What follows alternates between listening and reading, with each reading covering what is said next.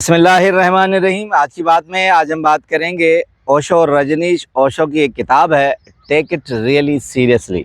उसमें एक बड़े नुक्ते की बात है, चाहूँगा कि आपसे शेयर करूँ कि हमारी ज़िंदगी में जब हम हंसते हैं तो उस हंसने से क्या फ़र्क पड़ता है, या हमारी ज़िंदगी में हंसना क्यों ज़रूरी है। हम लाशऊरी तौर पर हंसते रहते हैं, या कभी कभी ज़िंदगी में ऐसे हालात हैं कि ये नेमत हमसे छूट जाती है, मगर नेमत अगर छूट जाए तो उससे क्या नुकसानात होंगे। टेक इट रियली सीरियसली जो कि जोक्स हैं, कमोवेश 500 जोक्स हैं, लताइफ हैं, जो कि रजनीश ओशो ने कंपाइल किए हैं। वो अपने फॉरवर्ड में शुरू में बड़े पते की बात लिखते हैं। कहते हैं, आपने कभी गौर किया कि एक ही लतीफ़ा अगर इंडिया में हो तो उसमें जो मरकज़ होता है मिज़ाह का, वो सिख या सरदार होता है। उसके बाद यही लतीफ़ा रोटेट करता है, घूमता है, पाकिस्तान में जाता है और वहाँ वो सिख और सरदार हट जाता है और उसकी जगह पर पठान आ जाता है। फिर हैरत की बात है कि यही लतीफ़ा घूम फिर कर जाके यूरोप में चला जाता है और वहाँ वो पठान हटकर आयरिश बन जाता है और वहाँ लोग हंसते हैं।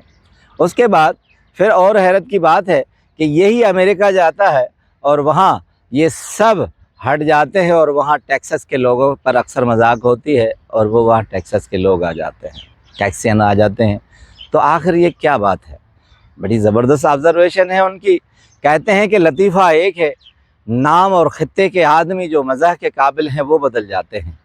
अब अगर इसकी हिस्ट्री देख लें कि आखिर लताइफ़ ये किसने बनाए, कहाँ से आए, कि हर ममालिक में, हर मुल्क में एक ही जो मजाक का मज़र है वही आ जाता है। अब वो कहते हैं कि मैंने ये रिसर्च की है कि ये लताइफ़ कहाँ से आए। सेकंड वर्ल्ड वार में जब हिटलर को मात हुई तो जर्मन लोग डिप्रेशन का शिकार हो गए और उन पर जहन में बहुत ही भारी भरकम एक चीज़ आ गई कि हम शिकस्त खोरदा हैं, और उनके जहनों में ये डिप्रेशन आहिस्ता आहिस्ता मायूसी में बदल गई और वो ख़ुदकशियाँ करने लगे। उसके बाद अजीब माहौल पैदा हो गया। अब वहीं जर्मन के लोगों ने, जो कि फ़िलासफ़र इंटेलेक्चुअल थे और जहन से सोचकर उन्होंने एक कमेटी तश्कील दी और उन्होंने लताइफ़ बनाना शुरू कर दिया। फिर इन लतीफ़ों में उन्होंने ख़ास तौर पर सोचकर अपने दुश्मन को मरकज़ बनाया और उन्होंने ज्यूज़ को बना दिया। अब उन्होंने ज्यूज़ को मज़ाक का मरकज़ बनाया, चूँकि जर्मन उनके सताए हुए थे। जैसे ही उनका ज़िक्र सुनते थे, इस तरह बदला न ले सके तो हंस कर उन्होंने बदला ले लिया और अपने डिप्रेशन को ख़त्म कर दिया। यही लतीफ़े 18 और 19 सेंचुरी से चलते हुए आहिस्ता आहिस्ता दुनिया के मुख्तलिफ़ ममालिक में आ गए और वहाँ के ख़ित्ते के लोगों ने सोचा कि अगर हम ज्यूज़ का नाम लेंगे तो लोग नहीं हंसेंगे, ये तो उस ख़ित्ते के लतीफ़े है। तो उन्होंने जिस जिस ख़ित्ते में जो शख्स मजाक का महवर था उनका नाम लेकर उन्होंने ये लताइफ़ बनाए और फिर ये मज़बूत लतीफ़े बन गए। अब आते हैं उस थीम पर कि ओशो क्या कहना चाह रहे हैं।